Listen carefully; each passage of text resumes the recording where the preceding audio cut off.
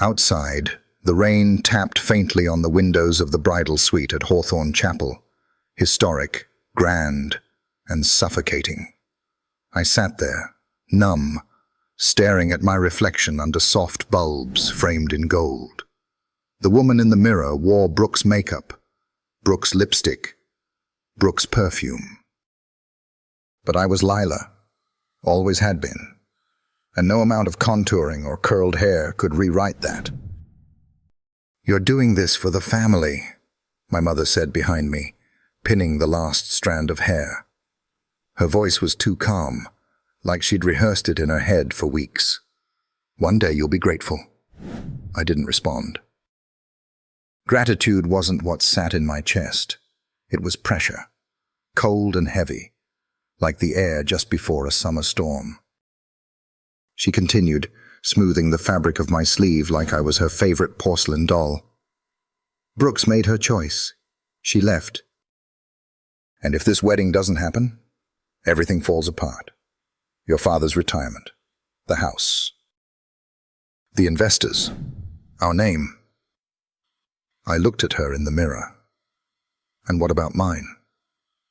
She met my eyes briefly, before turning away, adjusting her pearls.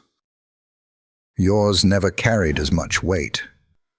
The words should have cut deeper, but they just floated there, confirming what I already knew. Brooke was always the one. The poised one, the planned one, a master's degree in international business. A curated social feed of yacht parties and champagne brunches. When she was engaged to Graham Whitaker, the blind tech mogul who turned his tragedy into a billion-dollar company, it was hailed as the perfect match, a powerhouse union. Even if they barely spoke more than 10 minutes on the phone each week. And me? I was the quiet one. The backup. The one with a small portfolio of interior design clients, and a tendency to lose myself in details like wood grain patterns and ceramic textures. I'd been invisible long before Brooke handed me her voice. That part had started months ago, simple at first. "Take the call for me," she'd said, spritzing on perfume. "Just pretend. He won't know. He's blind." I hated the way she said that. Like his blindness was an advantage to exploit. But I'd done it. Once. Then again. Then every Tuesday and Thursday, like clockwork, the calls turned into long conversations about architecture, music, memories. Graham spoke like he painted with sound. He asked questions that didn't skim the surface. He listened, really listened. I learned his favorite tea, how he preferred silence over small talk, how he noticed the change in someone's breathing more than their tone. He thought he was talking to Brooke, and I kept letting him. Today, I was standing in her shoes, literally and figuratively, walking into a marriage that began with a lie so complete it made my heart ache. There was a knock at the door. My father peeked in, face lined with age and reservation. "They're ready," he said quietly, not looking at me directly. I stood up. The dress whispered with every movement. My mother adjusted the veil, gave one last glance, and said, "Walk slowly, smile, and remember, the cameras are streaming." The doors of the chapel opened, and I saw Graham for the first time in person. He stood at the altar in a charcoal gray suit, his posture steady, his head slightly tilted, as if listening to something no one else could hear. His eyes remained closed, not just because he couldn't see, but because it centered him. He looked calm. Peaceful, ready. I was anything but. Each step felt like it echoed louder than the last. The chapel, full of flowers and soft candlelight, blurred around the edges. I passed guests who didn't know the difference. Didn't know the bride they were watching wasn't the one they'd flown in to see. I reached him. He turned slightly, extended his hand, and I placed mine into his. His touch was warm, confident, not searching, but waiting. "You're trembling," he said, voice low. I forced a soft laugh. "Just nerves." There was a pause, a faint inhale. "Your voice sounds softer today." I looked down. Long morning, the officiant began. I heard none of it. My heart thundered in my chest, drowning everything. When he asked if I took Graham to be my husband, I said, I do, though I barely recognize my own voice. Graham said it too, calmly. Steadily, applause followed. Cameras flashed. Our hands were raised together, fingers intertwined like a performance. We were ushered toward the reception hall where champagne flutes sparkled and a jazz trio played near the ivy-covered walls. But none of that mattered. Because every second I stood beside him, I wondered if he already knew. Would you like to sit for a moment? He asked gently, guiding me toward a quiet corner with 2 chairs. I nodded and sat, the train of the dress pooling like spilled milk. I always imagined this day, Graham said. Not the visuals, of course, but the sound. The emotion, the way a room changes around you. I stayed quiet. I also imagined what my wife would sound like after saying, I do. He paused. This isn't quite it. My breath caught. He didn't continue, just sipped his drink and turned his head slightly, listening to the music. Later that evening, we stepped into the car that would take us to the estate nestled in the hills above Asheville. Graham sat beside me, quiet, composed. The road curved gently, trees blurred past the windows. You smell different, he said suddenly, almost absent-mindedly. I stiffened. New perfume. He didn't press. The silence grew, not awkward but full, loaded. As we passed through the estate gates, I realized I'd never seen the house I was about to live in. I'd only heard descriptions, stone columns, expansive porches, winding garden paths. I hope you find the place comfortable, he said. I'm sure I will, he smiled faintly. You said once you preferred urban architecture. You hated colonial. I blinked. That wasn't me. That was something Brooke would have said. I changed my mind, I murmured. He nodded. People do. We entered the estate. Eloise, the housekeeper, greeted us with a knowing smile. She looked at me, then at Graham, then stepped aside silently. I followed him down the hall, the air rich with cedarwood and lavender. You'll find the guest wing to the right, Graham said. I've had it prepared. I stopped. Guest wing? He turned. I thought you might appreciate space tonight. I nodded. It was a kind gesture, too kind, like he already knew I wasn't who he thought I was, but wasn't ready to say it. Thank you, I whispered. He smiled gently. Sleep well, Leela. I froze. My breath vanished. He walked away, not waiting for my reaction, disappearing into the soft quiet of the estate. And just like that, the lie wasn't mine alone anymore. Someone else was listening, someone who heard me, even when I hadn't spoken a word. If you enjoyed this video, comment 1 to let me know. If not, comment 2. Your thought mattered to me either way. The guest wing was quiet, too quiet. I stood in the doorway for a long time before stepping inside. The room was soft with cream tones, elegant but not extravagant. One wall held floor-to-ceiling windows, revealing the silhouette of the mountains in the night. Everything smelled of lemon balm and something warm I couldn't quite name. A small lamp glowed beside the bed, casting gold onto the hardwood floor, but none of it settled me. I sat at the edge of the bed, fingers laced tightly in my lap. My dress had been folded and taken away by Eloise without a word, replaced with a silk robe and a pair of soft slippers. She'd smiled at me gently, as if offering comfort without asking questions. The silence pressed in. He said my name, not Brooke, Lila. He didn't accuse me, didn't ask, just spoke it like it had always been true. I stared at the teacup beside the bed, a simple porcelain piece, pale green with a tiny chip at the handle. The tea was still warm. Light lemon and honey. He knew I liked it that way, but I never told him. He remembered. Morning came with birdsong, subtle, distant, carried on the wind that swept through the hills. I hadn't slept much, just lay there listening to the silence shift. When the sun touched the windows, I stood, changed quietly, and followed the hallway toward the scent of coffee and something baking. The kitchen wasn't where I expected it to be. The house was large but intimate, full of hallways that turned gently and ceilings that felt impossibly high. I finally found Eloise arranging scones on a tray, her gray hair pinned back in a low twist. "Good morning, Mrs. Whitaker," she said with a polite nod. I froze for a moment at the name, then nodded. "Please, just Lila." She paused, eyes flicking up to meet mine.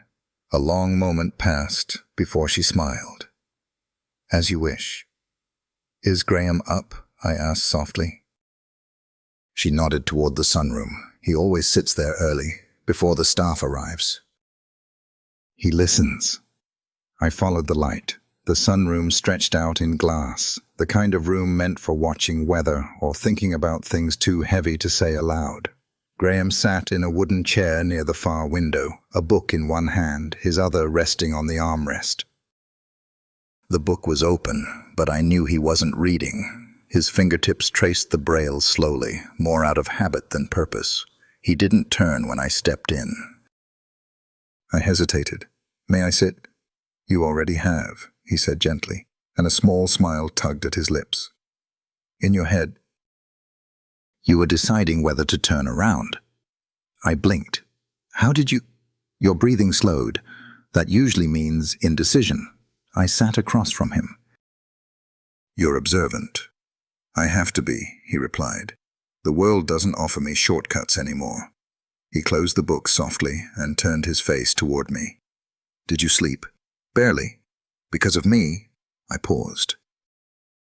"Because of everything." Another silence settled between us, not uncomfortable, just thick with things left unsaid. "I meant what I said last night," he added. "Lila." My name felt like an offering, the way he said it. Like something he'd been holding for the right moment. "Why didn't you say anything before?" I asked. I wasn't sure. "Not until recently, but suspicion grows quietly when something doesn't match." "What didn't match?" I whispered. "The pauses between your words," he said. "The hesitation before you laugh. The way you said my name on the phone. Brooke never said it with wonder. You do." I lowered my eyes, heat rising to my cheeks. "I didn't mean to deceive you. I never—" "You didn't come here for you," he interrupted softly. "That's the difference." "I came because I had to," I said, voice barely holding together. "My mother said the family would fall apart if the wedding didn't happen. My sister ran, and I became a placeholder." He tilted his head.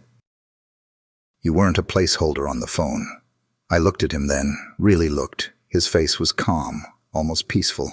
His jaw strong, skin fair with a slight freckle near his left cheek. His eyes were open, though unfocused, pale blue and quiet, not searching, but listening. "You knew?" I asked again.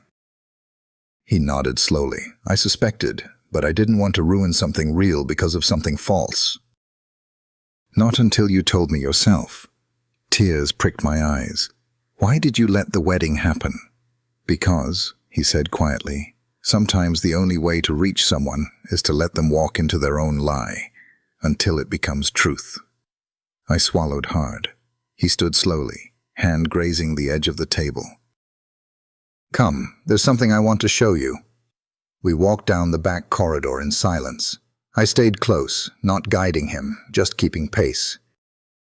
We exited through a door that led to the east garden. The air was cool, fresh with the scent of pine and new blossoms. Graham walked steadily, as if the path had been memorized in steps and scent. He stopped near a tree. "I planted this," he said, touching the bark, "after I lost my sight. I wanted to grow something without needing to see it, to trust it would bloom." "What kind of tree is it?" I asked. "Dogwood. White blooms in spring. My mother loved them." The moment hung in the air, thick with memory. "I never imagined," I whispered, "that someone who can't see could make me feel more visible than anyone ever has." He turned slightly. Then maybe the world's been looking at you wrong. I bit my lip, my throat tightened. You don't have to explain everything now, he added. But don't lie again, not even to protect someone else. I nodded. I won't. We walked a little farther until we reached a bench tucked beneath an arch of climbing roses. Sit, he said. Please. I did. He sat beside me. You asked why I let it all happen, he said, voice low. Because sometimes people need to be given the chance to become honest, not punished for when they weren't. His words landed deep, not sharp. Just real. And what happens now? I asked. That depends. Are you still pretending? I shook my head slowly. No. He smiled again. Then we begin again. Not as Brooke and Graham, but as Lila, and someone who's learning to see differently. We sat there for a long time, saying nothing more. The wind stirred the petals above us. Somewhere beyond the trees, birds called out, and in the silence, for the first time, I didn't feel like I was pretending to belong. I just was. That afternoon, the clouds rolled in like a soft warning, not thunderous, just slow and gray, an echo of everything I hadn't said out loud.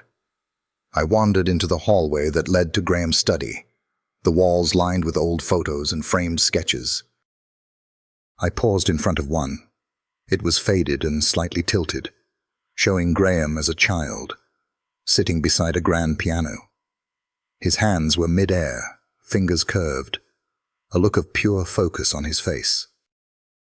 His mother stood behind him, smiling, her hands resting gently on his shoulders. I didn't know her name, but I could tell by the way she looked at him that she'd loved him deeply. A soft voice startled me. She used to make him play with the windows open, said the world needed to hear something pure. I turned. Eloise stood at the corner of the hall, drying her hands on a linen cloth. Her expression was unreadable, but her tone carried something deeper, like memory folded into judgment.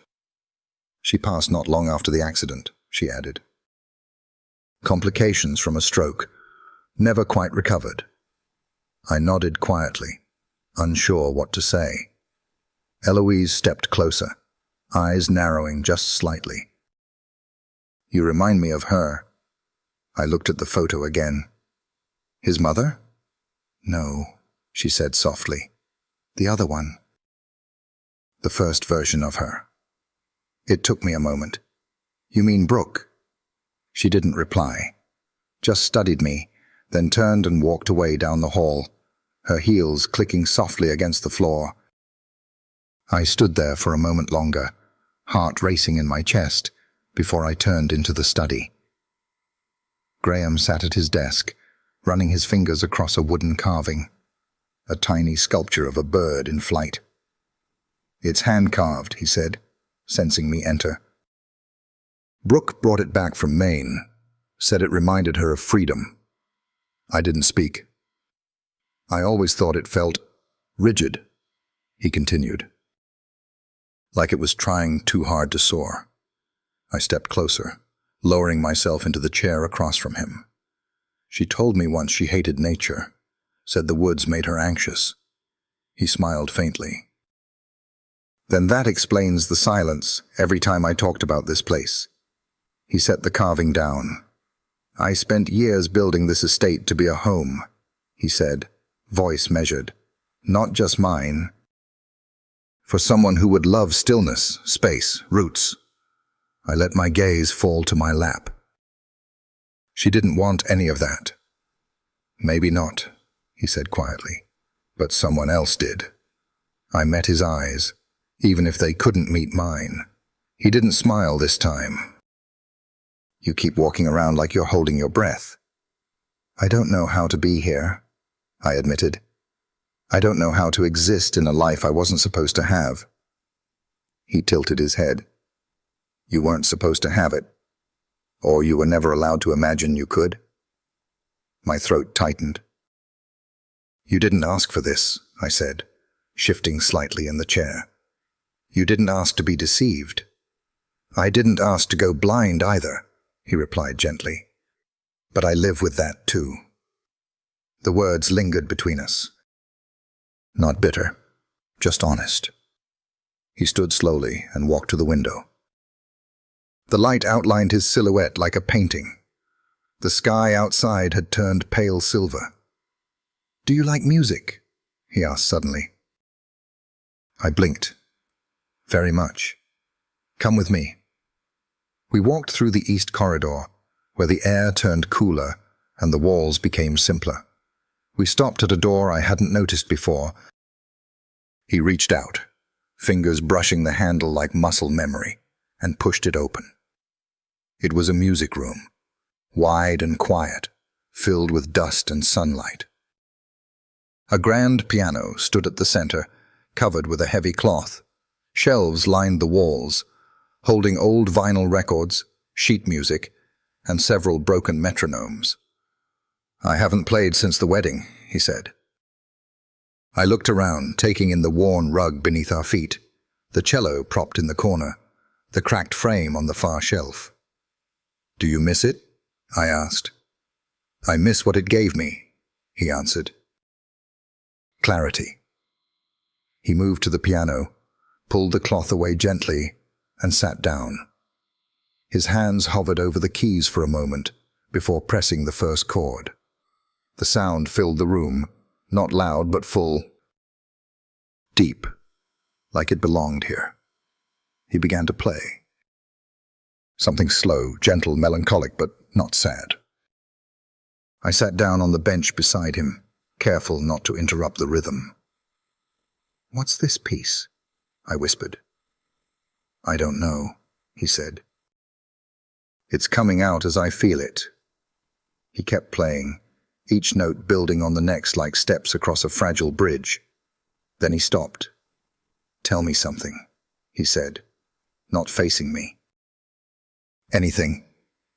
What's your favorite season?" I smiled. "Fall." He turned his head slightly. "Why?" "Because the world lets go of things in fall," I said, almost too quietly. "And still manages to be beautiful." A beat of silence. "That's exactly how you sound," he said. I looked at him. "You speak like someone trying to let go, but afraid you won't be beautiful afterward." My breath caught. I wanted to say something, anything. But the words stayed stuck in my chest. He reached forward, slowly closed the piano lid, and stood. "You don't have to say everything today," he said gently. "But when you're ready, play your own melody, even if it's broken." Then he left me there, in a room filled with notes that hadn't been written down. A space where truth had no script. I sat in silence, staring at the keys, realizing for the first time, this wasn't just a place I'd borrowed. It was a place asking me to belong. If you enjoyed this video, comment 1 to let me know. If not, comment 2. Your thought mattered to me either way. It was mid-morning when I found myself wandering through the west wing of the estate, a part of the house I hadn't seen yet. The walls were warmer here, painted in deep sage and framed with old oil paintings. I followed the scent of lemon wax and aged wood until I reached a heavy double door. Curiosity tugged at me. Inside was a library. Not a sleek, modern one, but a grand, lived-in room with high arched ceilings, spiral staircases, and books stacked in ways that defied proper cataloguing. Dusty hardcovers, worn spines, a globe tilted on its axis like someone had left it mid-thought. The sunlight filtered through tall windows, catching the floating motes in gold. I stepped inside and closed the door behind me. The quiet here felt sacred. Not because it demanded silence, but because it had been waiting for someone to notice it again. I trailed my fingers along the edge of a shelf, stopping at a book with a cracked spine. Inside was a note in careful cursive. Return to Emerson by October. His thoughts on perception are worth revisiting. GW. I turned the page. Another note was scribbled faintly in pencil. She never made it past the first chapter. The she was Brooke. I knew it. I pulled out another book, same thing. Handwritten margins, deep questions, observations, all marked by someone who read not to escape, but to understand. Do you like it? Came a voice behind me. I jumped. Graham stood at the doorway, leaning against the frame, his cane unused at his side. I didn't mean to intrude, I said quickly. I didn't know this room was still used. It wasn't, he said. Not for a while. He stepped in. I thought I was the only one left who touched the books in here. Most guests come for the wine and the view. I prefer stories, I said. He smiled. That's why I let you in. I looked at him. What do you mean? You walk like a person who carries too many stories inside, he said, and hasn't had a place to put them down. I didn't know how to answer that. So I stayed quiet. He approached the center table and brushed his hand across the surface. This room used to be alive. My mother read here every night. My father argued with biographies. I even taught myself Braille in that corner. I turned toward the shelf, running my hand over the titles. It feels like it remembers. He chuckled softly. You say that like the room is a person. Maybe it is. Graham moved toward one of the worn armchairs and sat, folding his hands. Tell me something. When did you stop pretending you were her? The question didn't land like an attack. It landed like a window cracking open. The night you said my name, I said quietly. That was the moment I couldn't keep lying. Why didn't you stop sooner? I turned, leaned against the shelf behind me. Because I didn't think I was enough, and part of me believed they were right. That Brooke deserved this life, that I was just the understudy. Graham didn't speak right away. Then slowly he asked, And now? I looked at him, at the man who couldn't see the way others did, but seemed to catch every shift in a person's soul. Now I want to know what this life feels like, when it's real. He nodded once, slowly, then gestured toward a book resting on the windowsill. Read something. Anything. I want to hear what you choose. I picked it up. It was an old anthology of essays. I flipped to a dog-eared page and began to read aloud, letting my voice settle into the rhythm of the room. Graham listened with a stillness I'd never seen in anyone before. Not impatient, not nodding to seem polite. Just fully present. When I finished, he said nothing for a long time. Then softly, You read with weight. Like every word cost something. I looked down. I guess I've learned not to say things unless they matter. There was a knock at the door. Eloise peeked in. Mr. Whitaker, there's a guest at the gate, a Shelby Carter. Says she's family.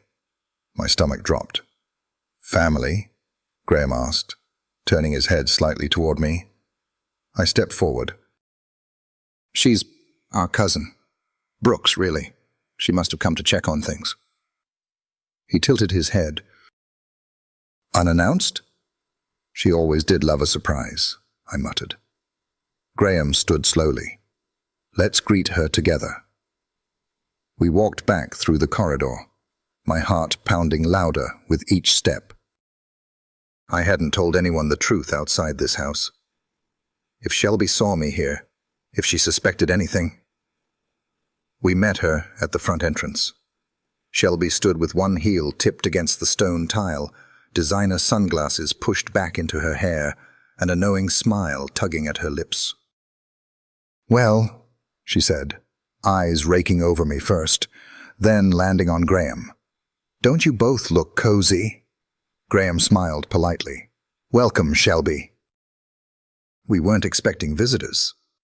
"Family doesn't need an invitation," she said, stepping forward. Her gaze stayed fixed on me. "Besides, I just had to meet the new Mrs. Whitaker in person." My throat tightened. She walked a slow circle around me, eyes sharp like a cat reading tension in the air. "Interesting. You smell different." I forced a smile. "I switched perfumes. Or identities," she said under her breath, too low for Graham to hear clearly. Graham raised a brow. "Something wrong, Shelby?" She tilted her head. "Oh, nothing at all. Just curious how quickly people change after a wedding. Some people grow closer. Some people grow unrecognizable." I stepped forward, voice calm. "Why are you here, Shelby?" "Just checking in," she said sweetly. "Making sure Brooke hasn't disappeared." Graham turned toward me slightly. "Would you give us a moment, Shelby? I'd like to speak to my wife alone." She smiled, unbothered. "Of course. I'll just be exploring." When she was gone, Graham turned to me. "She knows something." I nodded. She always paid attention to things no one else noticed. "Then we'll need to be careful," he said. "But not dishonest," I added. He nodded. "Because from this point forward, if the truth came to light, I wanted to be the one holding it, not hiding from it." Shelby's presence clung to the house like a storm cloud that hadn't broken yet. She roamed the estate with the confidence of someone both uninvited and unapologetic, tapping her nails on the banister, humming songs she never quite finished, asking casual questions with sharp edges. That evening, I found her in the drawing room, flipping through a photo album she must have dug out from the hall cabinet. "This one," she said, tapping a picture with her finger, "was taken at the vineyard in Napa, right? Before Brooke's graduation?" I stepped in slowly. "Yes, I think so." "You weren't there," she added, not looking up. "You were sick that week. I remember because I wore your shoes." I didn't respond. Shelby closed the album and leaned back on the velvet couch, legs crossed tightly. "Graham seems attached." "He's kind," I said cautiously. She tilted her head. "No, he's something else, thoughtful. Too perceptive to fall for simple illusions." I kept my posture steady. She finally looked at me. "So how long do you think this will last?" "What?" "The performance," she said, sweetly venomous. Wearing her face, speaking in her voice. "Do you think you can keep it up when the press starts showing up? When his board starts asking questions?" I swallowed. "It's not a performance anymore." She stood, brushing invisible lint from her blazer. "Then that's even worse, isn't it?" Later that night, I sat by the piano, fingers grazing the closed lid, but not opening it. The house was mostly quiet, except for the occasional creak of old wood and the wind pressing softly against the windows. I needed space to think, but the silence left too much room for doubt. "Shelby's watching you," Graham's voice came from behind me. I didn't turn around. "I know. She's very good at pretending to be casual, but her questions are loaded." I nodded slowly. "She wants to expose me." He stepped beside me, hand resting gently on the edge of the piano. "Do you think she knows everything?" "Maybe not, but enough to ruin what's left." He was quiet for a moment, then spoke softly. "Let her look." I turned to him, surprised. "She can't unwrite what's already happened between us," he said. "No matter what she says, and if she forces the truth out before you do, at least it won't be yours to carry anymore." I closed my eyes. I don't want to hurt you." "You already did," he said, not unkindly. But the lie was never the worst part. It's the silence after. I opened the piano lid, letting the soft clunk echo into the space. "I found Brooke's old letters," I said, voice breaking slightly. "In the library, half read, barely answered. She didn't love this life, Graham. She didn't love you." He didn't flinch. "I know." I looked up sharply. "You do?" "She never asked about my day," he said. "Never asked about the accident or the way the world changed for me. She talked about fundraisers and press releases. Never music, never silence." He pulled the bench out gently and sat beside me. "But you asked," he added. "Even when you didn't know what you were doing, you asked." I stared at the keys. "What if I had told you sooner?" He exhaled slowly. "Then maybe we'd be here, just without the ghost between us." The next morning, Shelby intercepted me in the garden. She was leaning over the lavender bushes, inhaling dramatically, like someone born for a stage that never arrived. "Lovely out here," she said. I nodded, watering the tulips. "Funny choice," she added. "Brooke hated tulips." I stopped mid-pour. She called them funeral flowers, said they reminded her of caskets and cheap perfume. "I like them," I said softly. Shelby turned. "That's what I thought." She walked closer, the crunch of gravel under her boots suddenly louder than the bird song. "I came here to tell you something," she said, arms crossed. "Your sister's coming back." I froze. "She wants to reclaim her place. The press tour starts next month.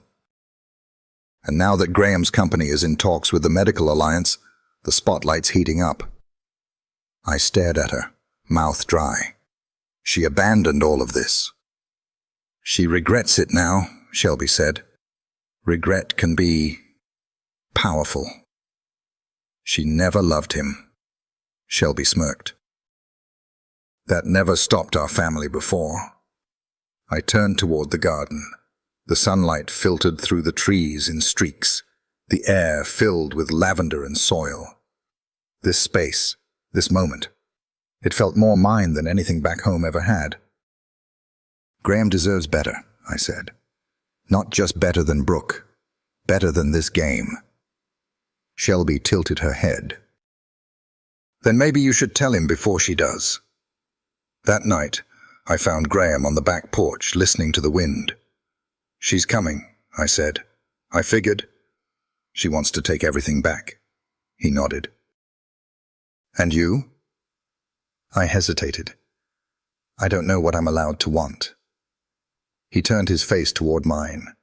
"Since when does truth ask for permission?" I walked closer. "Then I want this to be real." He reached out slowly, gently brushing his fingers across my wrist. "Then stop hiding." The stars above us shimmered behind thin clouds, and for the first time since I arrived, I breathed without flinching, because whatever happened next, I had finally stepped out of the shadow. It rained the next morning, not hard, just enough to blur the windows and soften the air with that earthy scent of wet leaves and old wood. The kind of rain that made everything quieter, as if the world itself were waiting for something to be said. I found Graham in the conservatory, seated on the tufted bench by the window, a worn notebook in his lap. His fingers skimmed the edge of a page as if reading it for the first time, even though I suspected he'd memorized every word. He didn't look up when I entered, but I could feel he knew I was there. "I used to write songs here," he said, voice low and thoughtful. "Before the accident." I'd sit for hours, not to finish anything, just to listen, let the notes come in their own time. I stepped closer, slowly. "Do you still write them?" He closed the book gently. Sometimes, in my head, but they don't come out the same without vision. I sat beside him, careful not to speak too quickly. You don't need sight to feel the music, I said. He turned toward me. No. But sight made me believe in symmetry. Now I listen more for what's off balance. The words struck deeper than I expected. We sat in silence for a while, just watching the rain carve paths down the glass. Did she ever come in here? I asked, almost whispering. Brooke, he replied, and I nodded. He paused. Once. She asked if the piano was just for show. I let out a breath. That sounds like her. But you, he added, his tone shifting slightly. You sit like the room has something to say.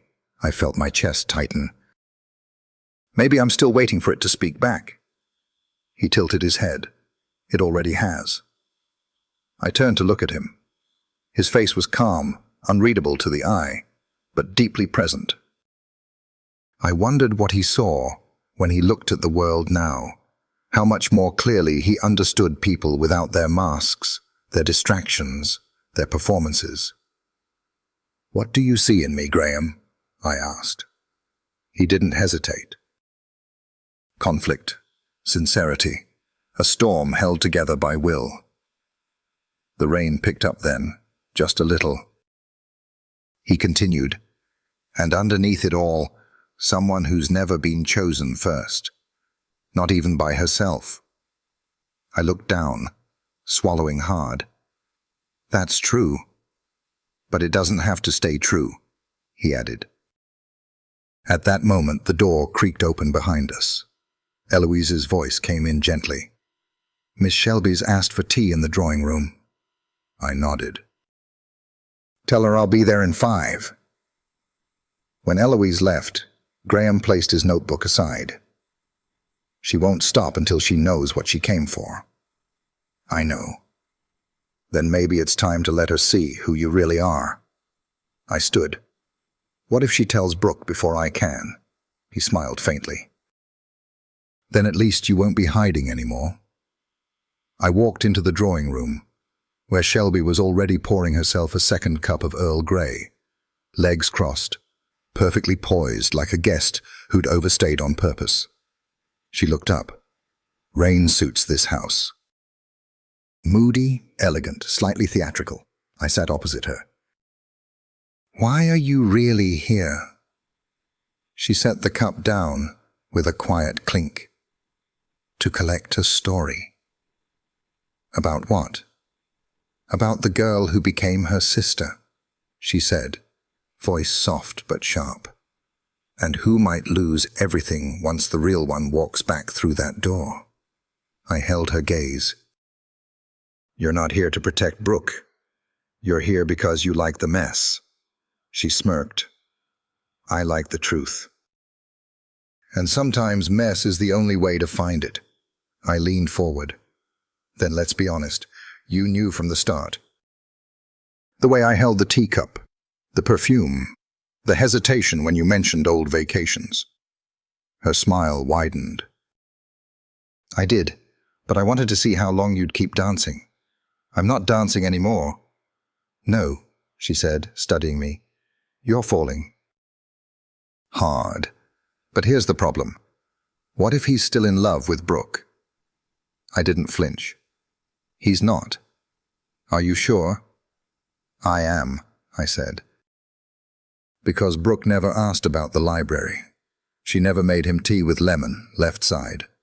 She never sat in the music room without saying a word. Shelby raised an eyebrow. And you think that makes you his wife? No, I said quietly. But it makes me someone who finally belongs somewhere. She picked up her cup again. Then I suppose the next act is hers. That night, I returned to the music room. Graham was at the piano, fingers moving slowly over the keys, playing something I hadn't heard before. It was soft, unfinished. Like a thought he hadn't spoken out loud yet. I waited until he paused. "What are you working on?" I asked. He smiled. "A beginning." I walked over and sat beside him. The room was dim, lit only by a small lamp on the side table. "Shelby said something today," I told him. "That Brooke's coming back." He didn't respond right away. Then gently, "I know." My heart raced. "What will you do when she does?" He lifted his hand from the keys and let them rest on his lap. "That depends," he said. "Will she be the one who stayed and listened, or the one who left before the song ever started?" My breath caught. "And what if she's the one everyone expects?" I asked. "The one who walks in and reclaims the stage?" He turned his face toward mine. "Then I'll be looking for the one who didn't need an audience to be real." The rain outside slowed to a whisper. And inside the quiet, something in me settled. Not certainty, but a beginning of it. The morning Brooke returned. The sky was almost too bright. Sunlight poured over the Whitaker estate like it was trying to cleanse something. But the brightness only made the air feel thinner, like it was holding its breath. I stood at the window in the front hall, watching the black car roll up the gravel path. Eloise stood a few steps behind me, arms folded, expression unreadable.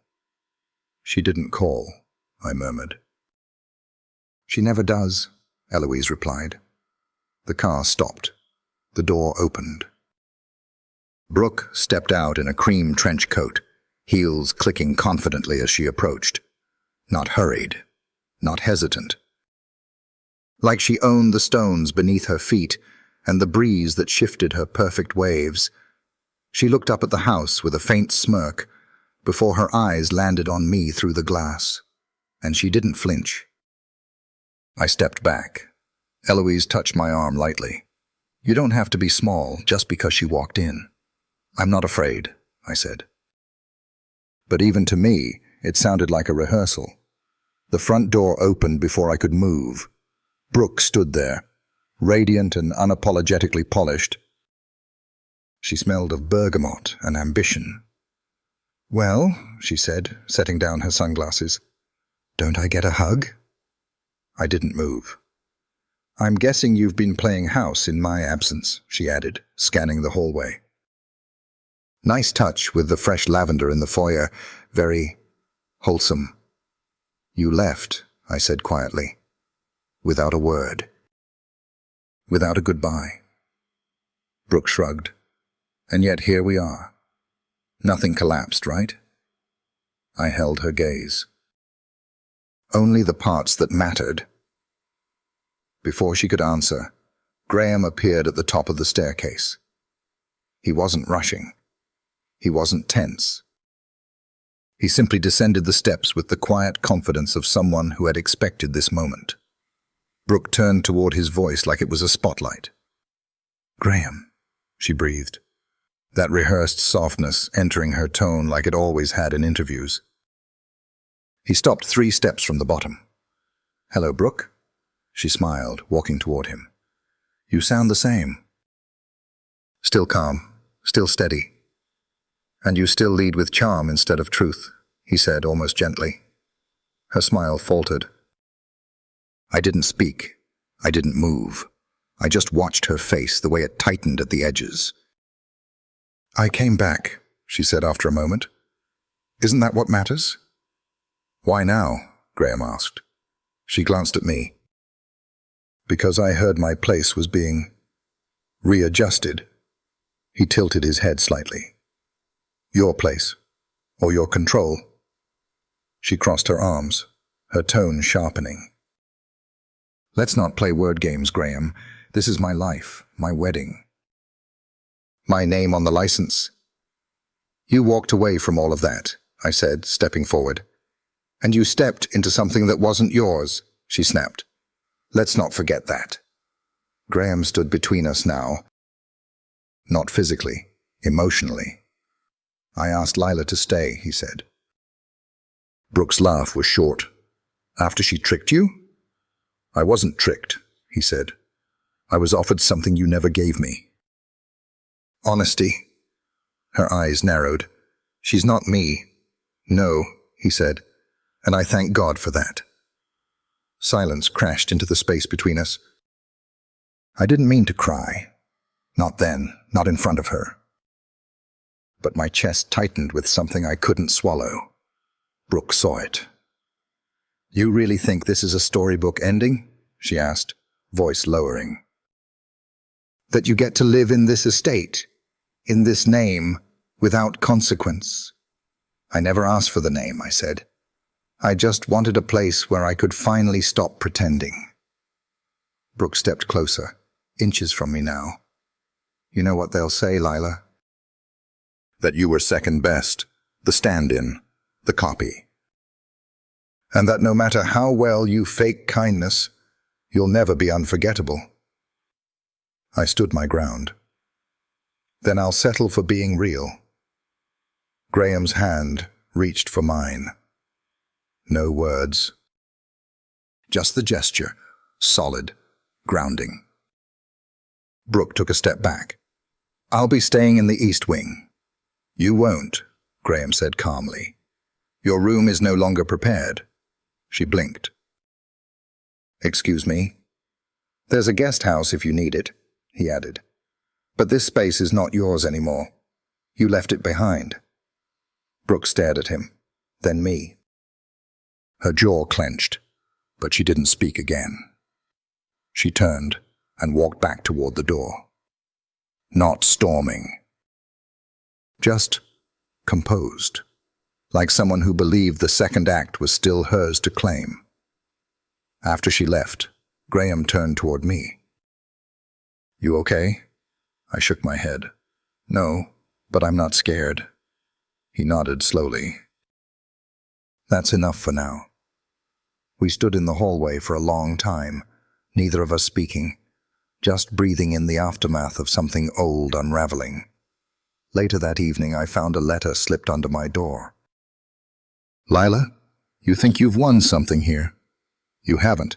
You've just taken my place on a stage you don't understand. But don't worry. I'll let you enjoy it, for now. B. I folded the letter once. Then again, then tucked it into the drawer beside the bed without replying, because I didn't need to prove anything to her anymore. The truth was already louder than her silence. The guest house lights glowed faintly through the trees at the edge of the estate. From the sunroom, I could see them flicker behind the curtain of pines. It was Brooke's new orbit now, a space near, but not part of us. Close enough to watch, far enough to feel like a warning. Inside, the estate felt different. Still warm, still full of that quiet rhythm Graham and I had built, but now interrupted, like a melody gone slightly out of tune. I was setting the breakfast table, his tea on the left, lemon slice curved perfectly on the rim, when he entered the room. His steps were soft, deliberate, but there was something behind them. A weight, a thought that hadn't settled. She sent you a letter, he said without preamble. I turned. You knew?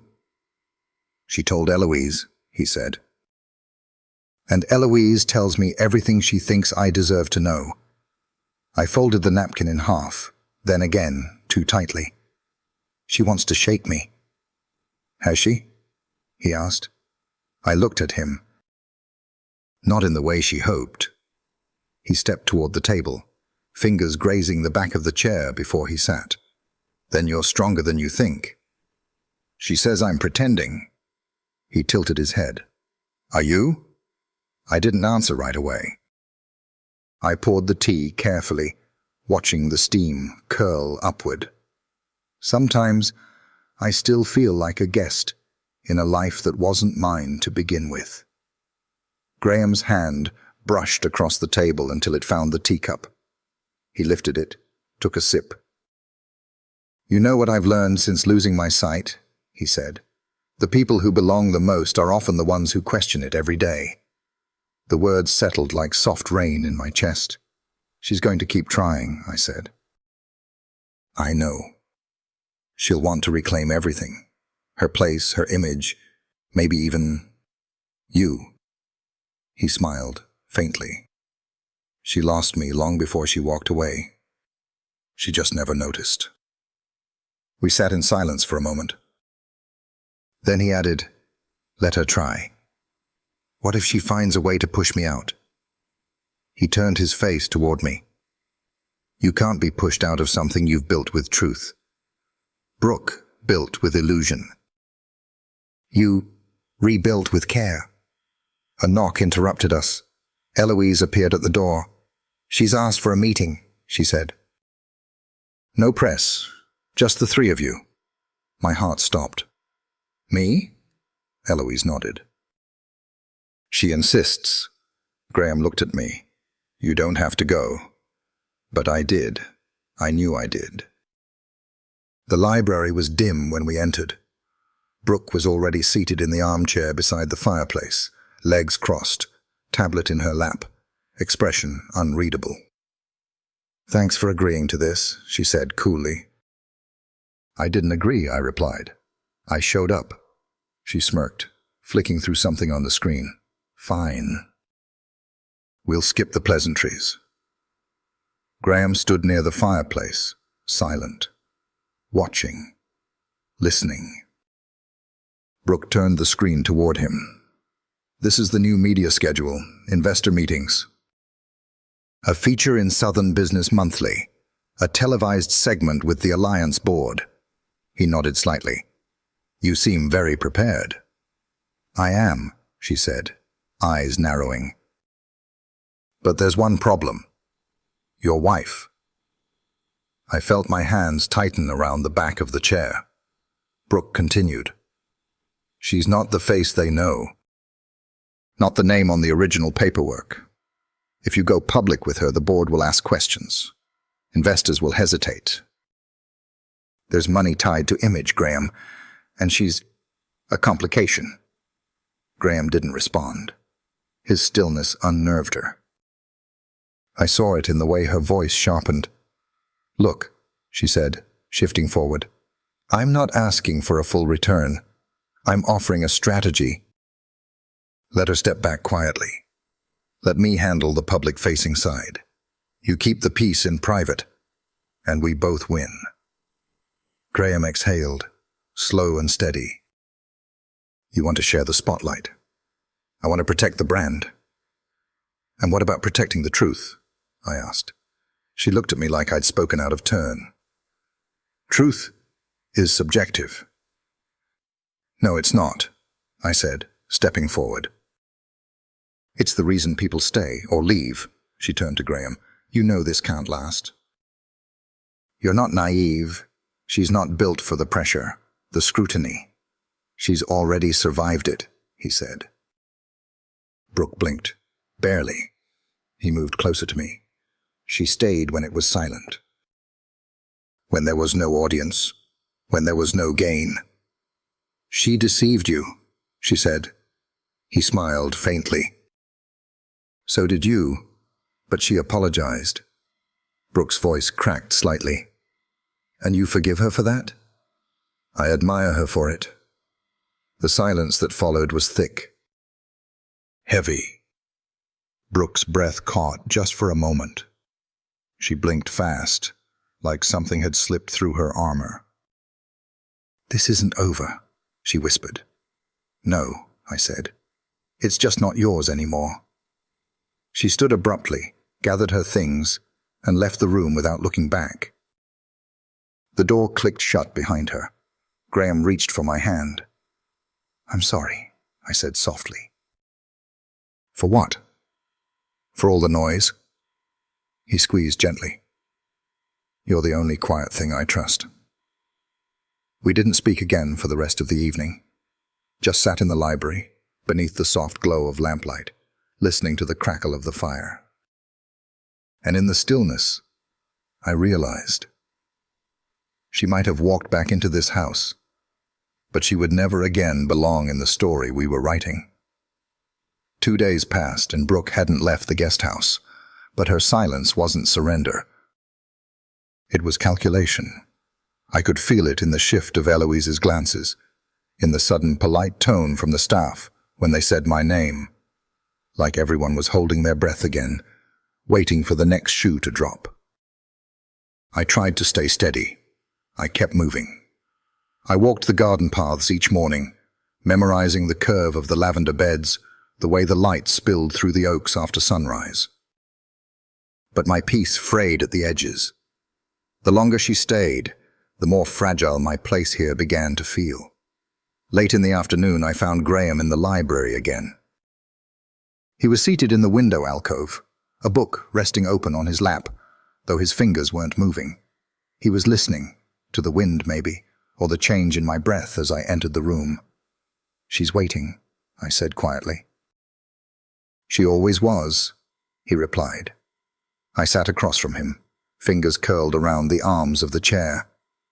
"I don't know how to fight someone who isn't really fighting me." He tilted his head. "She's not here for war, Lila. She's here to rewrite the ending. And what if she succeeds?" He smiled just faintly. "Then we write a new one." I stared at him. "You sound so sure." "I'm not," he said. "But I'm calm. There's a difference." We fell quiet. The wind whispered through the trees outside, brushing against the windows, like a question I hadn't yet asked. After a moment, he added, "She asked Eloise for the original vows." I looked up. "The ones she never read?" "The same." I swallowed. "Why?" "To remind herself of the role she abandoned," he said, "or to steal the words before you get to speak your own." That night, I wandered into the music room. Not because I needed to practice anything, but because my chest felt too full to be in silence alone. I sat on the bench, opened the piano lid, and placed my fingers gently on the keys. I didn't play right away. I just breathed. Then slowly, I began to let the notes come. Not a song, just fragments. A few measures from the lullaby my mother used to hum when she thought I was asleep. A broken chord I remembered from the church choir. A phrase I'd once imagined hearing in Graham's playing.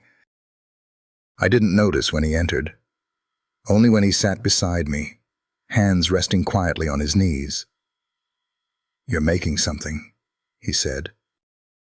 I nodded, barely. "It sounds unfinished." "It is." "Good," he said. "That means it's still yours." I paused, then whispered, "I'm scared I won't know how to belong once she's gone." He turned toward me. "You already belong, Lila. The fear is just the last piece of your old life, refusing to let go." I looked down at the keys. "Do you think she'll leave quietly?" "No," he said without hesitation. "But noise doesn't mean victory." I let my hand fall to my lap. "And if she takes the story with her?" He smiled gently. "Then we'll keep what matters. The truth behind it." The next morning, an invitation was left in the hallway outside my room. It was handwritten in Brooke's neat, curated script. "You're invited to tea. Just us. 1 hour, East Garden. No masks." I stood at the threshold for a long time before picking it up. My hand shook just slightly. When I arrived, she was already seated beneath the arbor. A small table set for two, white linen, porcelain cups that didn't belong to the estate. She must have brought them. They looked like props. "Thanks for coming," she said, sipping without waiting. "You gave me little choice." "That's kind of our family motto," she replied. I sat but didn't touch the cup. "I remember when we were kids," she said, looking toward the trees, "and you tried to give your school art project to Mom. The one with the clay leaf imprint. You were so proud." "I was 7. She laughed, said it looked like something you pulled from a drain. I didn't respond. "I was jealous of you," Brooke said suddenly. The words hit like a note played out of key. I blinked. "What?" "You had softness. People trusted you. I was always the one with polish, but not weight. I envied how quiet love followed you." I watched her carefully. "Then why try to erase me?" "Because love isn't loud enough," she said. "Not when contracts and press and legacy are on the line." She leaned in. "You're good, Lila, but I'm the one they remember." "I don't want to be remembered," I said. "I want to be real." She smirked. "That's a luxury I never had." Then she stood, adjusted her coat, lifted her chin. "I'll be gone by tomorrow," she said, "but you'll always wonder if I'm waiting to return." I rose from my chair. "No, I won't, because this time you're the one leaving the story." She looked at me one last time. There was no hatred in her eyes, just an echo of something hollow. Then she walked away, her heels clicking against the stone like a punctuation mark. When I returned to the main house, Graham met me in the foyer. "She said goodbye," I told him. He nodded. "Did she mean it?" "I think it's the only real thing she's said since she came back." He reached for my hand, lifted it gently. "And you?" he asked. "I'm still unfinished," I whispered. He smiled. "Then stay, and we'll finish it together." Brooke left just before sunrise. I watched from the upstairs window, the mist still clinging to the lawn, the gravel crunching faintly beneath her wheels. She didn't look back. No wave, no final flare of drama. Just silence. The kind that felt permanent. Still, I stayed by the window long after the car disappeared beyond the trees, half expecting something to unravel. But nothing did. The house didn't shift. The sky didn't darken. Everything held its breath, and then slowly exhaled. Downstairs, the estate began to breathe again. Eloise moved through the halls with her usual grace, placing fresh flowers in the vases, humming something soft from another decade. The kitchen filled with the scent of warm croissants and orange peel. I entered the dining room quietly. Graham was already there, hands folded in front of him on the table, face turned toward the light. "She's gone," I said. He nodded once. I heard the gate open. I thought it would feel louder. "Truth rarely does," he said. I poured his tea, lemon, no sugar, left side. He smiled as my hand gently brushed his. "You remembered." I never forgot. We ate slowly, without much conversation, the kind of silence that needed no explanation, the kind you settle into like a favorite chair. But under it, something stirred. A question I'd been pushing aside ever since Brooke arrived. "What happens now?" I finally asked. Graham turned slightly. "Now, we decide what kind of life we want to live, and whether we'll live it truthfully." I studied his face. "You make it sound simple." "It isn't," he said, "but it is clear." We finished breakfast, and he asked if I would walk with him. I took his arm as we moved out through the garden path, the stone still damp beneath our steps. The magnolias had begun to open, their scent curling through the morning air like something from a memory. "Did I tell you," he said, "that I used to write music about people I'd never met?" I smiled. "Why?" "Because I thought imagining them would be easier than knowing them. Less risk, less failure. And now?" He paused. "Now I want to write something for someone I do know." My breath caught. I didn't say anything, just kept walking, guiding him gently through the curves of the path. We reached the far end of the estate where a small, unused greenhouse stood.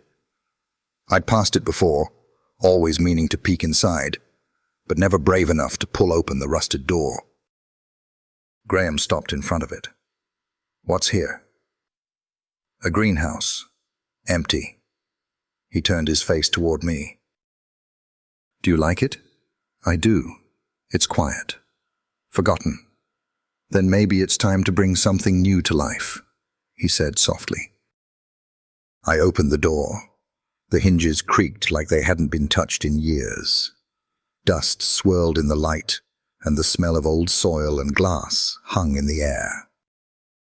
Graham stepped forward, cautious but curious. "What do you see?" I looked around. Shelves that need sanding. Clay pots stacked in corners, a cracked watering can, but the bones are still good. "Like some people I know," he murmured. We spent the rest of the morning cleaning. Eloise brought buckets and cloths without being asked. I swept while Graham wiped the shelves by touch, slow and deliberate, as if mapping the shape of the space. By noon, the glass was clear enough to let in the sun, and the air no longer smelled of dust, but of lavender from the nearby hedges.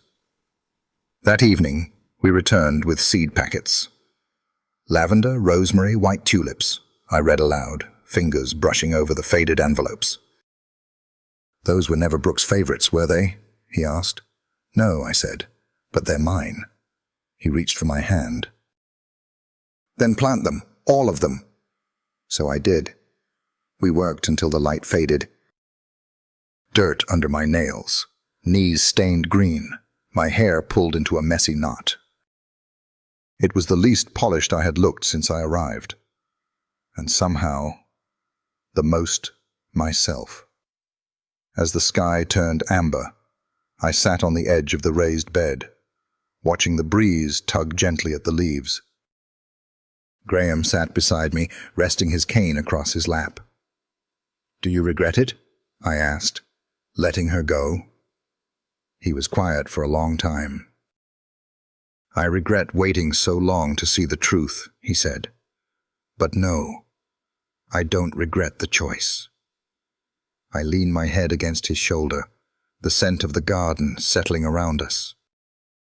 "I used to think love was something you had to earn," I whispered, "like a test you never got the answers to.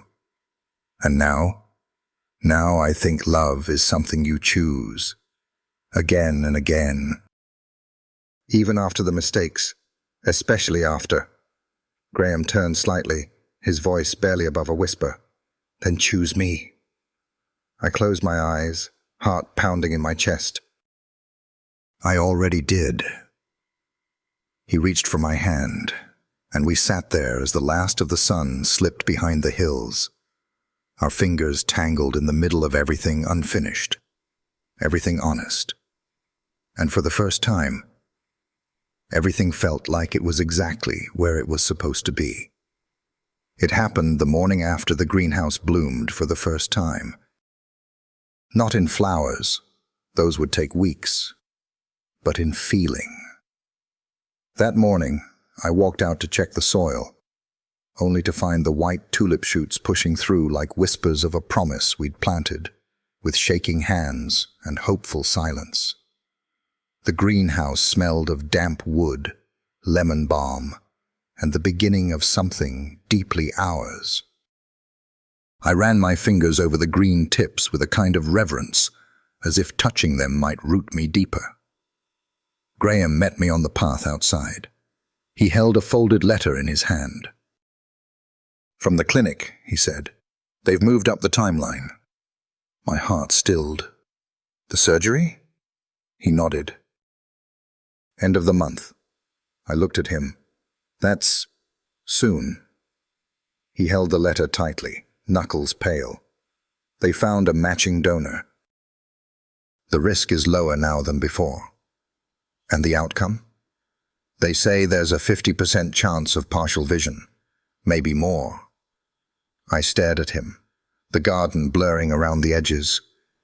I hadn't let myself think about this, about what it would mean if he could look at me and see. Not what he felt, but the truth of me. Every detail, every difference. "Do you want it?" I asked softly. He didn't answer right away. "I want to know the world again," he said. "But I don't want to lose what I've learned in the dark." "Graham." He reached for my hand. "I'm not afraid of seeing you, Leela." My throat tightened. "But I'm afraid of being seen." He smiled, that quiet smile that always found its way to the center of me. "You've already shown me more than sight ever could." We walked back toward the house together, the letter still clutched in his hand like a decision half made. Eloise met us at the door, her face calm but knowing. "I'll start preparing his things," she said quietly. Over the next few days, everything began to shift. The energy in the house grew weighty, not heavy, but still, like the whole estate was holding its breath again. Graham stayed close. We moved through rooms together, shared long silences, short touches, conversations that didn't need endings. But under every word was a question neither of us had asked aloud. What happens if he opens his eyes and doesn't choose me? The night before the procedure, I found him in the music room. He sat at the piano, fingers resting on the keys but not playing. I stood in the doorway, watching the light fall across his face. "Play something," I said gently. He turned his head toward me. "I don't want to forget this part of my life, the part where I had to listen to everything." "You won't forget," I whispered. "You'll just see it more clearly." He motioned to the bench beside him. "Sit with me." I walked over, heart thudding in my chest, and lowered myself beside him. He began to play, slowly, softly. It was the melody he'd been building for weeks, the one that lived between silence and confession. This time it had shape, form, an ache that resolved just enough to let hope through. I felt tears sting the back of my eyes. He stopped, hands resting on the final chord. "I think," he said, "this is the piece I'll finish after." I looked at him. Will it sound different? Maybe. But I want it to begin and end with what I felt in the dark. We sat in that unfinished pause, neither of us needing to move. Then, finally, he whispered, "Leela, if I wake up and I see you, if I open my eyes and everything changes, promise me one thing." I held my breath. "What?" "Don't disappear." I reached for his hand, pressed it to my heart. "I won't, even if you don't recognize the face. You'll still know the sound." He nodded once, his thumb brushing gently across my skin. "You're the only voice I never want to stop hearing." Morning came too soon. I stood with him in the front hall, watching Eloise check the last of his bag. The car was waiting just outside. Graham reached for me. "I'm ready," he said, more to himself than anyone else. I took his hand, leaned in and whispered, "I'll be here, no matter what." He smiled, and for a moment, I could see every version of him, the man before, the one in between, and the one just on the edge of becoming. He turned to leave, and I stood alone in the quiet, my heart echoing the final note of a song that hadn't yet found its end. The house was too quiet without him. Even the air felt different. Still and suspended, like it hadn't decided how to move without Graham in it. The piano bench stayed untouched. The tea kettle sat dry.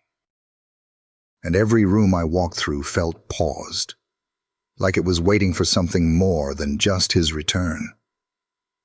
I found myself slipping into old routines, but none of them felt like mine anymore. I tried pruning the lavender, brushing dust from the library shelves, organizing the tea tins by scent and mood. but my hands kept stopping mid-task, remembering where his would have been, how he would have known I was nearby before I said a word. Eloise gave me space. She always knew when silence needed room. "He'll be all right," she said once, setting a plate of lemon scones beside me in the kitchen. "He's stronger than he lets on." I nodded, but didn't answer. Because my worry wasn't about strength, it was about change. What if the world looked different through his eyes? What if I did? 3 days passed with only sparse updates. A nurse called each evening, her voice steady, professional, never emotional. "Procedure went as expected," she'd say. "He's resting, still under observation, still under." Like the truth was waiting just beneath the surface. On the 4th morning, I stepped into the greenhouse before sunrise. The tulips had stretched taller overnight. The rosemary bloomed a little fuller, and in the center, one perfect white flower had opened, its petals wide, reaching for light it couldn't see, but somehow trusted would find it. I sat beside it and cried. Not from fear, but from the pressure of having loved someone so deeply in the in-between, without knowing which version of them would come back. Later that afternoon, I heard the car. Not just any car, his car. The tires on gravel, the rhythm of the engine, the door that opened with a soft mechanical click I'd memorized. I stood frozen in the hallway, heart pounding so hard I could feel it in my fingertips. Eloise opened the door. Graham stepped inside. He had a cane in one hand, but the sunglasses were gone. His eyes were open, clear, pale blue, blinking against the light like a man seeing morning for the first time. I took one step forward. He looked at me. I stopped breathing. His face didn't change. No expression of shock. No sudden recognition or confusion. He tilted his head slightly, listening. Then, softly, "Lila." My breath came back in one hard rush. You see me?" He smiled. "I see you." He moved closer. No rush. Just sure steps, as if the ground still remembered his weight. His gaze was locked on mine now. Focused. Gentle, awake. "You're different than I imagined," he said. "And exactly the same." I laughed, a broken, breathy thing that turned into tears. "Graham, I was so afraid." He reached for my face, cupped my cheek like he'd done 100 times in the dark, only this time with eyes that held me fully. "I've always known who you were," he said. "Seeing you now just confirms it." I touched his wrist, grounding myself. "Does it feel different?" He nodded.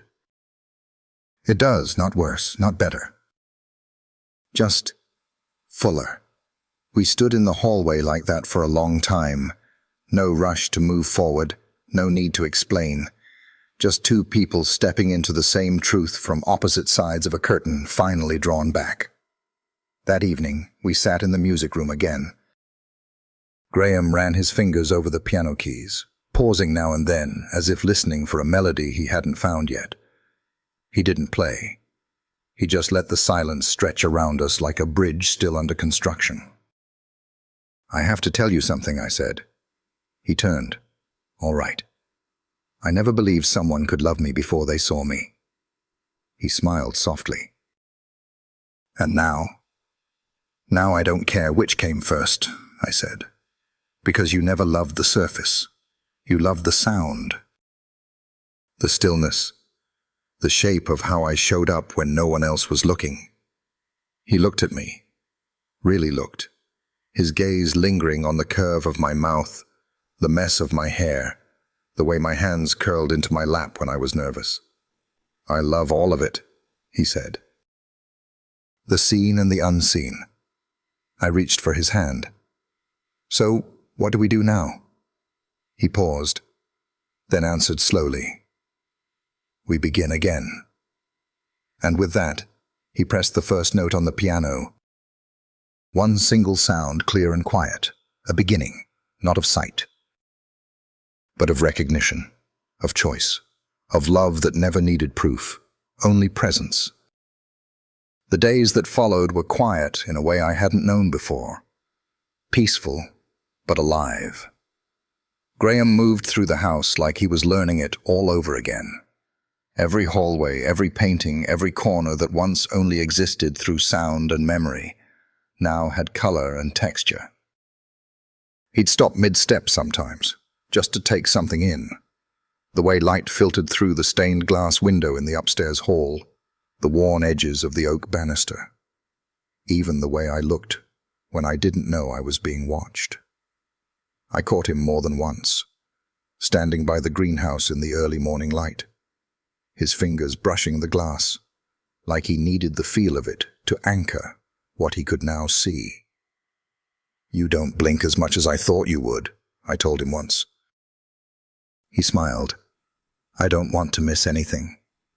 But with every soft moment, something else quietly unfolded between us. A new kind of tension, one I hadn't expected.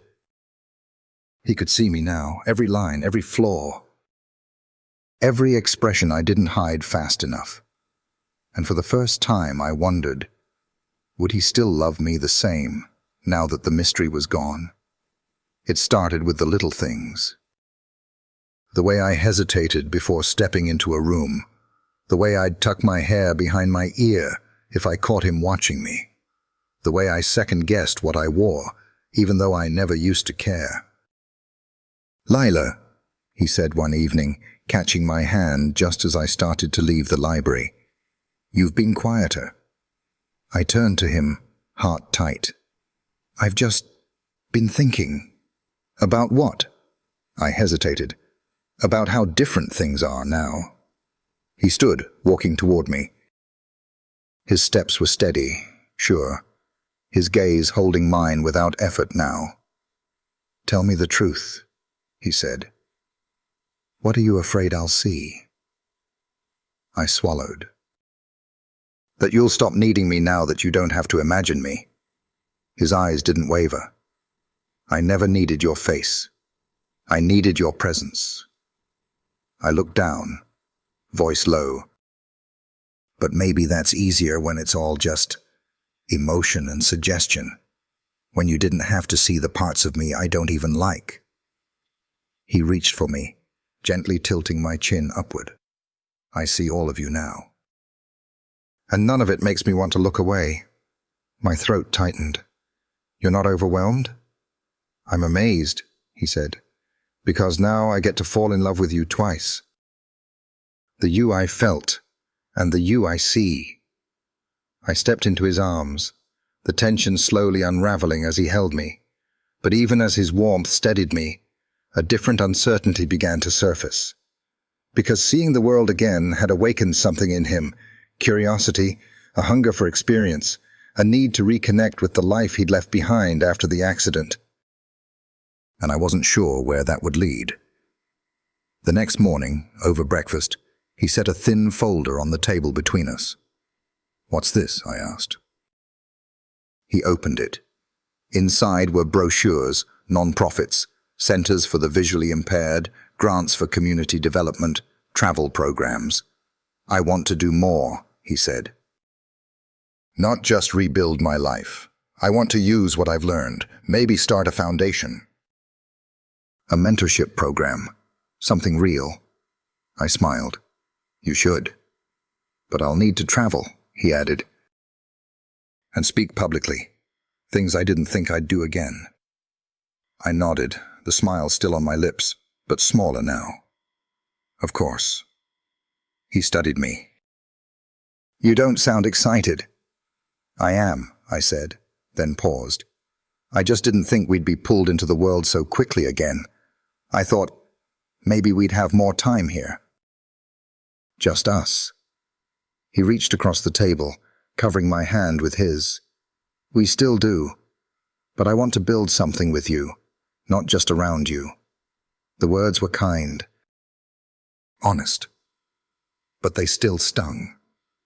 Because deep down, I knew that his eyes had been opened in more ways than one. And with sight came new roads, roads he might need to walk alone. That night, I found myself in the greenhouse, sitting beside the tulips. The first one had fully bloomed. It was pure white, soft as silk, its petals curved upward, like hands in prayer. I stared at it, the quiet wrapping around me like a question. Graham found me there, just past twilight. He didn't speak at first, just sat beside me and watched the sky turn darker.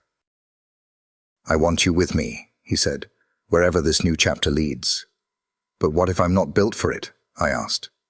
"The spotlight, the travel, the expectations." "You don't have to be," he said. "You just have to be honest." I turned to him. "And if I'm scared?" He smiled softly. "Then tell me, and we'll figure it out." He reached for my hand, linking our fingers together. "Seeing the world again doesn't mean leaving this one behind," he whispered. "You are the anchor to all of it." I rested my head on his shoulder, and for the first time since he returned, I let myself believe maybe love doesn't have to compete with growth. Maybe it just grows too, right alongside the tulips, in quiet bloom.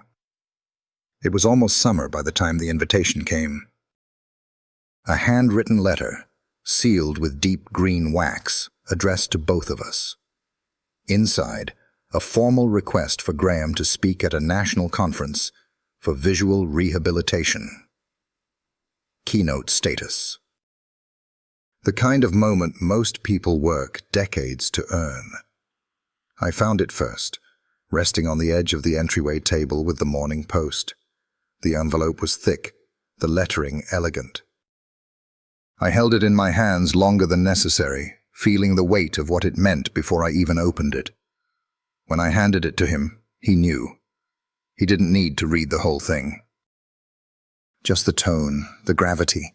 They want a story," he said. "Hope, recovery, reinvention. They want you," I added. "For all the right reasons."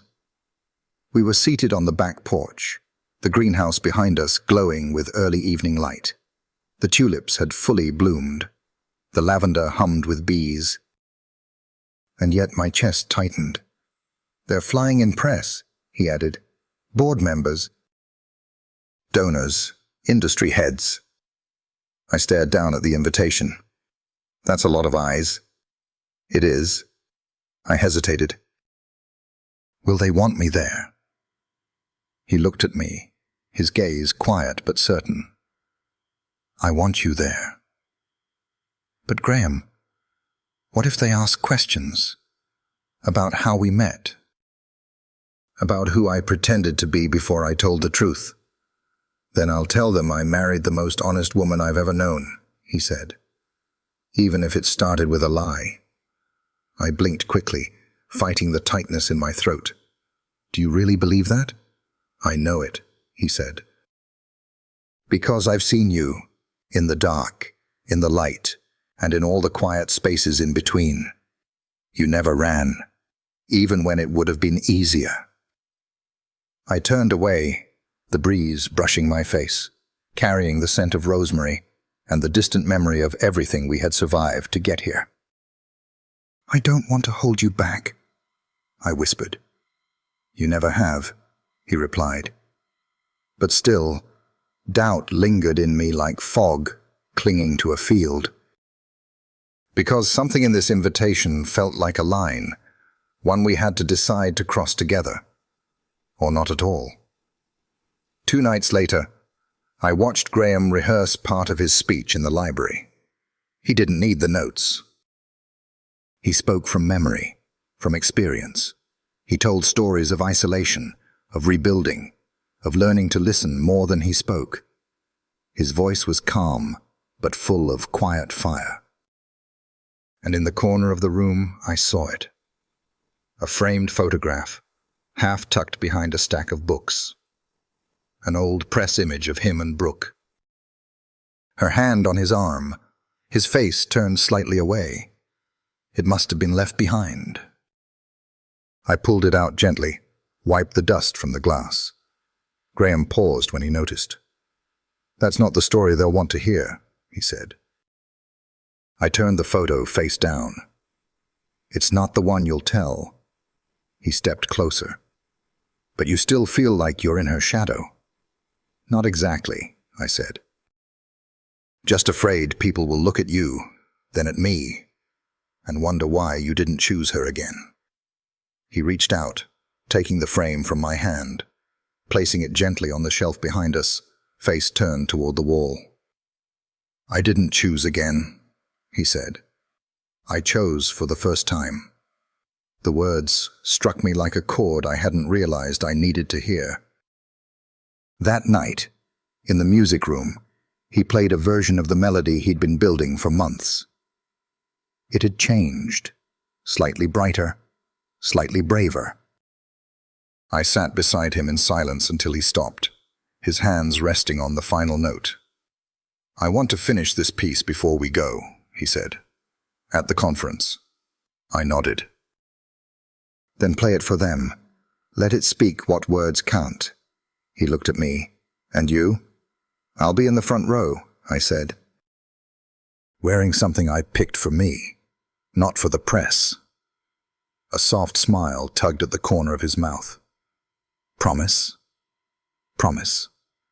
And as the music echoed gently in the room around us, I realized something I hadn't been able to name until now.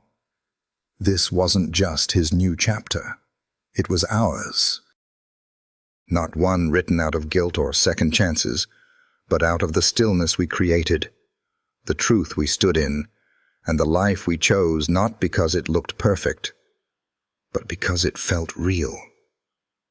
The ballroom lights were soft, honey gold and warm, not the kind that made you feel watched, but seen.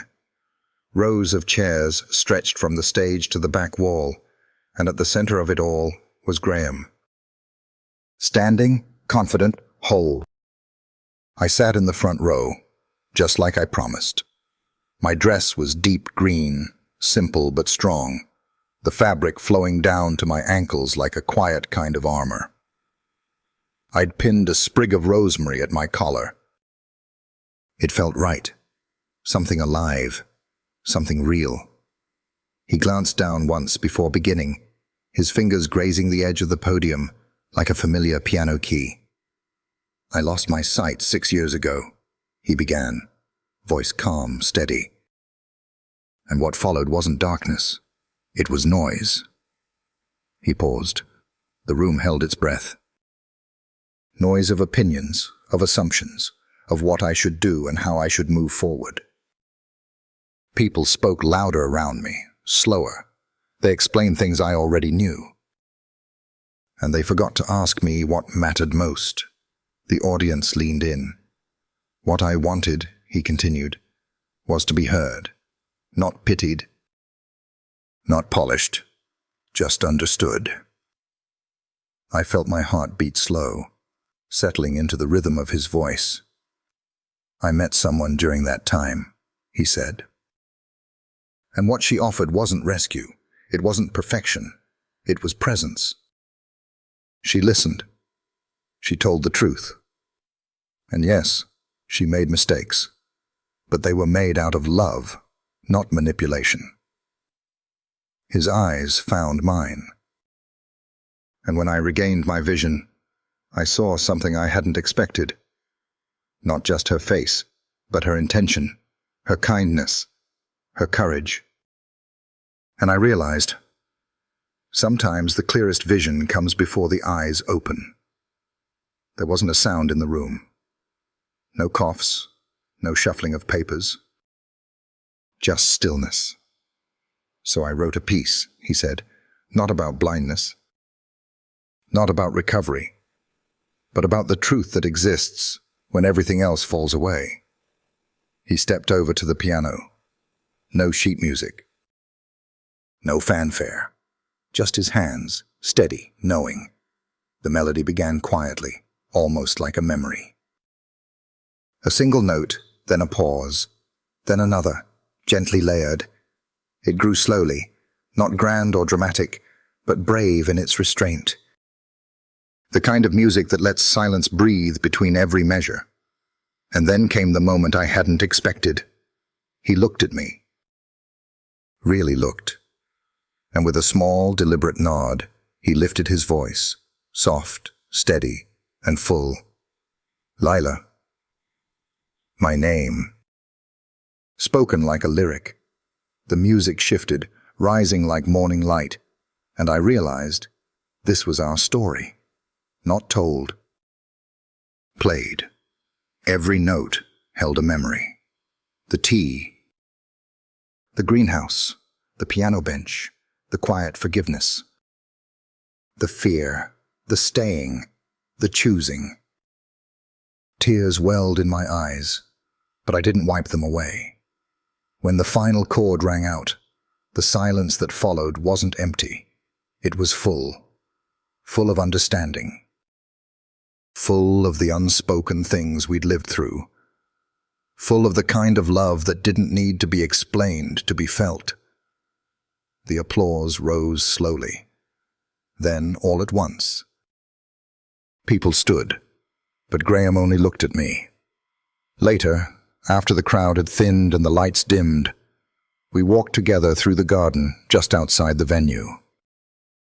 The moon was high, the air soft and cool. My hand found his without hesitation. I never imagined I'd be part of something like that, I whispered. He smiled. I never imagined I'd see you the way I do now. I leaned into him. How's that? He stopped walking and turned to face me fully. Not just with my eyes, he said, with certainty. I felt something shift in me, some final piece that had waited far too long to land. You once asked me what I was afraid you'd see, I said, and I think I was really afraid you'd see me and forget the version you loved in the dark. He reached up and tucked a strand of hair behind my ear. I didn't forget, he said. I just added layers. You're all of it, Lila, not a version. A whole. We stood there a long time, our foreheads almost touching, the world quiet around us. Not because it had nothing more to say, but because it had already said enough. The next morning, back at the estate, we found the greenhouse alive with color.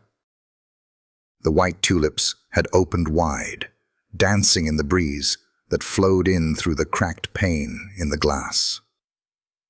The rosemary had doubled in size. The lavender bent with weight and bloom.